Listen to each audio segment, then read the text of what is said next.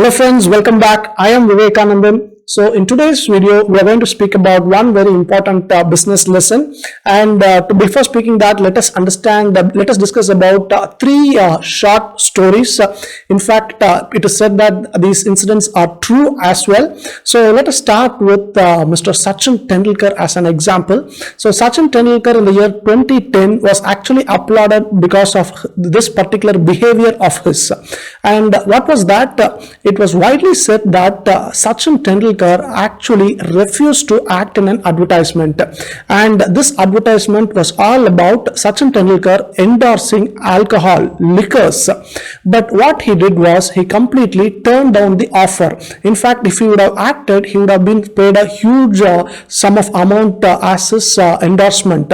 But then he quietly refused to do that for one simple reason, which is he said that in India, crores and crores of youngsters look upon me for inspiration, and I cannot set a bad precedent over here. So I am not going to take up this offer. I am refusing it. That is what he actually did. And in fact, people actually applauded him. The governments actually applauded him for this particular act. So this is the first thing about first story in this particular video.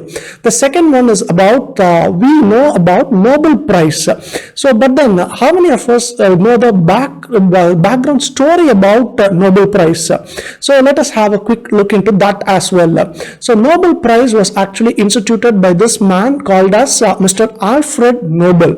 But then what was Alfred Nobel basically doing? So Alfred Nobel is actually widely known for finding this dynamite, and not only dynamite, he was also running several armament factories. He was running a lot of weapon factories. So actually what happened was, once in his life his brother was actually dead, but then the media misunderstood this and thought that it was actually Alfred Nobel who is actually dead. And what happened was, media actually started celebrating it. It even gave captions like the merchant of death is dead. So it was not only the media, the people were also rejoicing about the death of Alfred Nobel.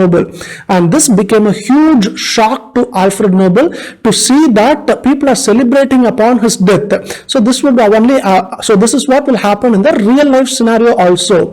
So then he had his moment of reckoning. He thought about this. He really did not want to have this kind of a bad reputation. He also understood how its act might have caused a lot of trouble to the people of this world. So then he constitutes this particular Nobel Prize, acknowledging people who have contributed to the development of this particular world. And that is how this Nobel Prize actually became famous. And now people have actually forgot the history about Alfred Nobel, and we know him for the good deed, which is constituting this Nobel Prize. So this is the second one. And third one is all about McDonald's. So we know this giant fast food giant McDonald's, and Mr. Ray Kroc was a person who was running this McDonald's. So once what had happened is, one franchisee member or some other person, what that particular person did was, he came up to Ray Kroc and gave him a big idea. And what was that idea? He said that our company, our organization is known for giving this big burgers, so the Big Mac and so on. So what we can actually do is, we will tell our dealers while making the buns to make a small hole underneath the buns, similar to a donut. And now Ray Kroc was amused and asked, why do you want to do this?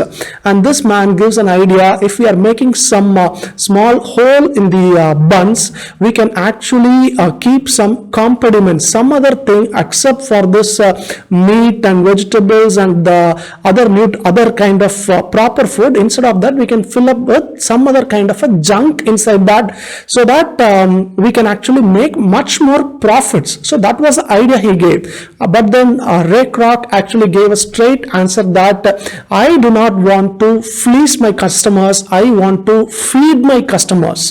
So that was the answer Mr. Ray Kroc gave. So what is the common connection between all these three stories? So one common connection is all these people were actually living with some set of values related with integrity, and that is why their names are lasting in even in today. So my point over here is there might be times where in business people have to take some decisions, confused decision, whether to do this, whether not to do this, whether to endorse this, whether not to endorse this. So that will be there will be a big dilemma between values. Should I follow or should I overlook upon this particular thing? So my point over here is whenever we are going to run our business based on one's code of ethics or some set of values, taking decisions becomes very easy. And in fact, because of our decisions, we will not be affecting the people in general, and because of that, we might get some loyal customers. And one more thing is we should always remember this. In today's world, we cannot fool a customer. Every customer is an intelligent customer. They know the difference between a quality product and not so quality product. They may give us 1 or 2 chances for us to correct us, but if we are not going to do that, they don't even have time to give us a feedback that our quality is deteriorating. What they will do is they will very simply switch off to a new product. Just imagine, there are hundreds of soaps available in the market, so they don't even have time to give us feedback saying that our product is bad. They will just jump on to another new product over here, and we might be left confused why this customer is leaving us. Have they figured it out?